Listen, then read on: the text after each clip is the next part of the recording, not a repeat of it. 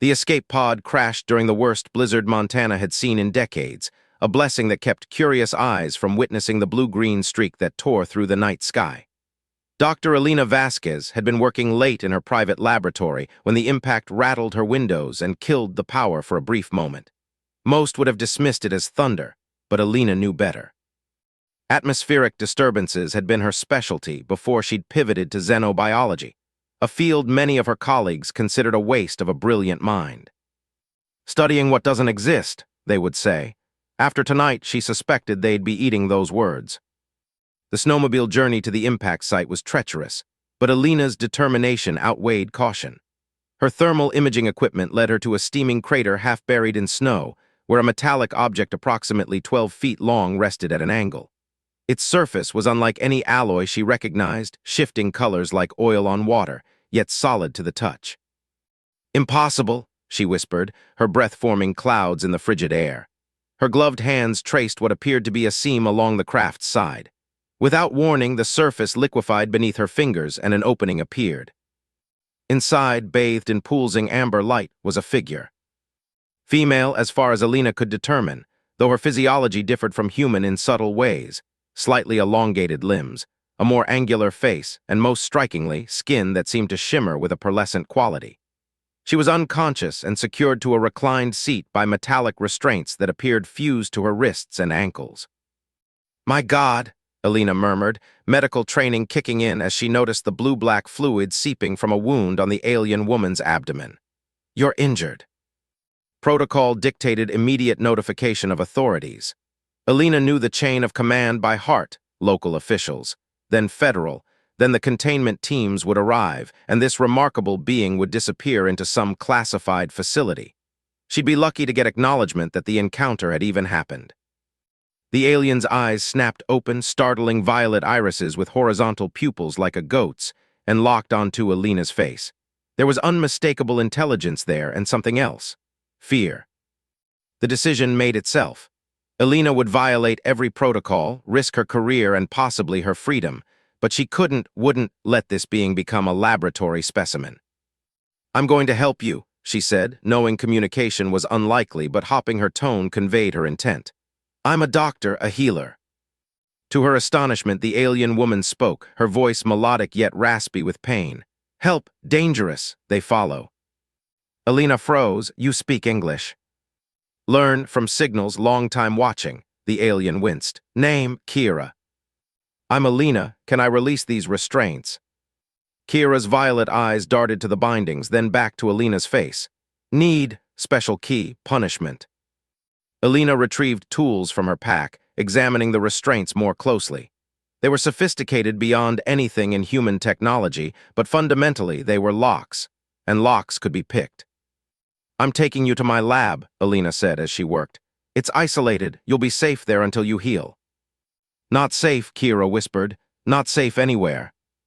As the first restraint clicked open, Alina made a silent promise, to this alien woman to herself, that she would protect Kira, regardless of what pursued her across the stars. Some chains were physical, some were not, but Alina Vasquez had just committed herself to breaking them all. The blizzard intensified as she carefully moved Kira to her snowmobile, nature itself providing cover for what would become the most important secret on Earth. Alina's laboratory, nestled in a decommissioned weather monitoring station, offered temporary sanctuary. For 3 days, Kira drifted between consciousness and a trance-like healing state while Alina worked tirelessly to understand her alien physiology. The blue-black fluid, Kira's blood, contained microscopic structures that self-repaired, explaining her remarkable recovery rate. On the 4th morning, Alina entered the lab to find Kira sitting upright, the remaining restraints on her ankles gleaming dully in the fluorescent light. "Good morning," Alina offered a cup of water, which Kira accepted with slender, six-fingered hands. "How are you feeling?" "Better. Your assistance is unexpected." Kira's English improved hourly, as if her brain absorbed language through osmosis. "My people do not believe your kind capable of altruism." Alina raised an eyebrow. "Your people have been studying us." "For generations. The Avari consider Earth a potential colony." Kira's violet eyes darkened. "I was archival keeper, responsible for maintaining historical records. I discovered something in ancient texts, evidence that my ancestors once lived peacefully with species like yours. That doesn't sound like information worth imprisonment. The High Council built our civilization on the belief that we are destined to rule. The truth threatened their authority. Kira touched the remaining restraints. These aren't just physical bonds. They contain neural suppressors limiting my telepathic abilities. Alina knelt to examine the ankle restraints. You're telepathic. Olavari are. It's how we communicate across vast distances. These suppressors ensure I cannot contact sympathizers or access our shared consciousness. A series of sharp knocks interrupted them. Alina motioned for Kira to stay silent as she checked the security feed. Her stomach dropped. Marcus Wells, Department of Energy consultant, stood at the entrance. Everyone knew he was actually government intelligence, monitoring research facilities for security breaches. Dr. Vasquez, he called through the intercom. We've detected unusual energy signatures from your lab. I need to conduct an inspection. Alina grabbed a lab coat, throwing it over Kira. Hide in the supply closet, don't make a sound. The next 30 minutes were excruciating. Marcus wandered the lab, asking pointed questions about Alina's research while scanning the room with handheld equipment. Interesting readings, he murmured, eyes narrowing as the device beeped near the medical station where Kira had been recovering. Care to explain the isotopic anomalies? Equipment malfunction, Alina replied too quickly. I've been meaning to recalibrate. Marcus's expression remained neutral, but his eyes hardened. I'll need to return with a proper investigation team tomorrow. After he left, Alina moved quickly, packing essential equipment and research notes. We have to leave. My cabin in the Gallatin Range is off-grid. We'll go there. That night, as they traveled the mountain roads in Alina's battered Jeep, Kira explained more about her imprisonment. I was to be transported to a penal colony, but sympathizers helped me escape. The pod was programmed to find an inhabited world beyond Avari territory. Can your people track you here? Eventually, Kira touched the remaining restraints. These broadcast a weak signal, but without the key, removing them will trigger a failsafe that could kill me. Alina's hands tightened on the steering wheel. Then we'll find another way. I have tools at the cabin, specialized equipment for delicate work. As they arrived at the remote cabin, snow beginning to fall again, Alina caught Kira staring at the star-filled sky. What is it? She asked. When the council discovers where I am, they won't just come for me. Kira's voice was hollow. They'll accelerate their plans for Earth. Alina stood beside her, the cold mountain air filling her lungs. Then we'd better work fast. Above them, unnoticed, a satellite shifted its orbit slightly, its sensors focusing on the isolated cabin and the unique energy signature emanating from within. Dr. Jackson Powell had known Alina Vasquez for 15 years, through graduate school and research positions across 3 continents. He'd never known her to miss a weekly video conference, especially one concerning their joint research grant. After her 3rd absence, concern overwhelmed professional courtesy. The cabin door swung open before he could knock, Alina's expression shifting from alarm to recognition. Jackson, what are you doing here? Making sure you haven't fallen off a mountain. He stepped inside, stamping snow from his boots. You've missed 3 meetings and haven't answered calls for. He froze mid-sentence. In the corner of the rustic living room stood a figure who was unmistakably not human. Alina, he whispered, please tell me that's an elaborate costume. This is Kira, Alina said simply, and we need your help. Hours later, after explanations and demonstrations of Kira's non-human abilities, including limited telepathic projections despite her restraints, Jackson sat in stunned silence. The government's looking for you, he finally said. Marcus Wells has assembled a task force. They've been scanning the region for unusual energy signatures. The restraints, Kira explained. They emit quantum harmonics unlike anything on Earth. Alina gestured to a workbench covered with tools and dissected electronic components. We've been trying to disable them without triggering the failsafe, but the technology is beyond me. Jackson studied the alien technology, professional curiosity temporarily overriding his shock. The construction suggests a biotechnological interface. It's not just mechanical, it's integrated with her nervous system. The Avari fleet approaches, Kira said quietly. I can feel their presence even through the suppressors. We have perhaps 2 weeks before they enter your solar system.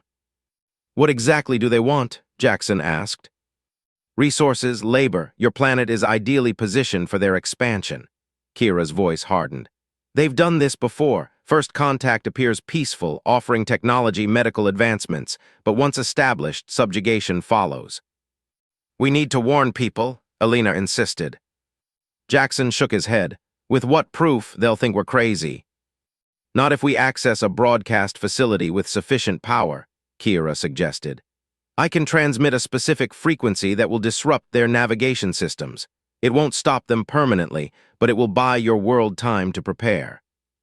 A distant whirring sound interrupted them. Alina rushed to the window, cursing under her breath. Helicopters, military. How did they find us? Jackson demanded. Alina cast him a suspicious glance, but quickly focused on gathering essentials. There's a ranger station 3 miles east with an emergency communication system. If we can reach it, maybe we can contact someone who will listen.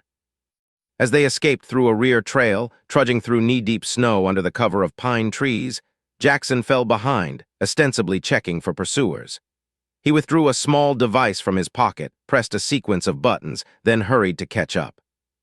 None of them noticed the blinking tracker hidden in Jackson's backpack, or the satisfaction that briefly crossed his features as the helicopters changed course, heading directly toward the ranger station they sought.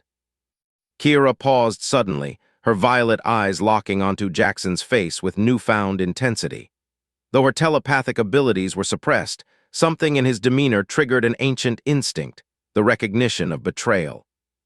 The ranger station appeared abandoned, a small blessing amid mounting disasters. While Alina worked to power up the communications equipment, Kira watched Jackson with growing unease. The signal's weak, Alina reported, but if we boost it through the weather monitoring satellite, we might reach someone. Jackson moved casually toward the door. I'll check the perimeter. Kira's restraint suddenly pulsed with light, sending her to her knees in pain. They're coming, she gasped. Something's activated the tracking function. Alina rushed to her side, then froze at the sound of approaching helicopters.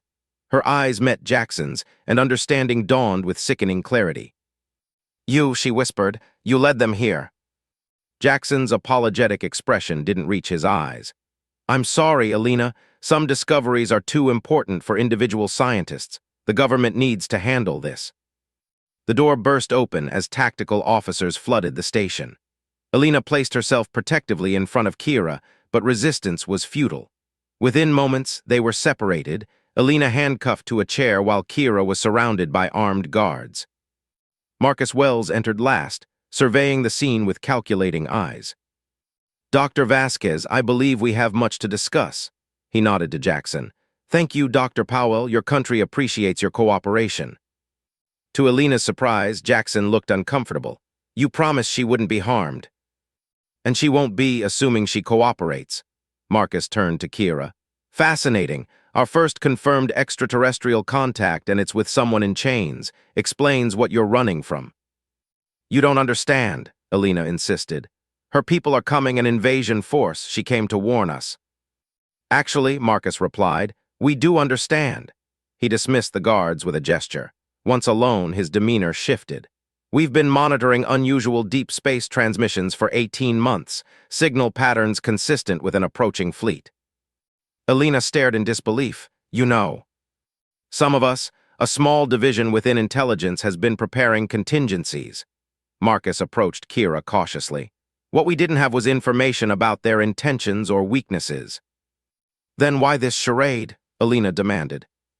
Because most of the government doesn't believe the threat is real. Marcus unlocked Alina's handcuffs. Official policy is to classify it as a natural phenomenon. My team operates in the shadows, gathering evidence and preparing defense options without authorization. Jackson looked between them, confusion evident. You recruited me to track Alina, but you're on her side. I recruited you to confirm what our satellites detected, an alien presence. Now I need all of you. Marcus addressed Kira directly. Those restraints, they prevent you from using abilities that could help us, correct? Kira nodded warily.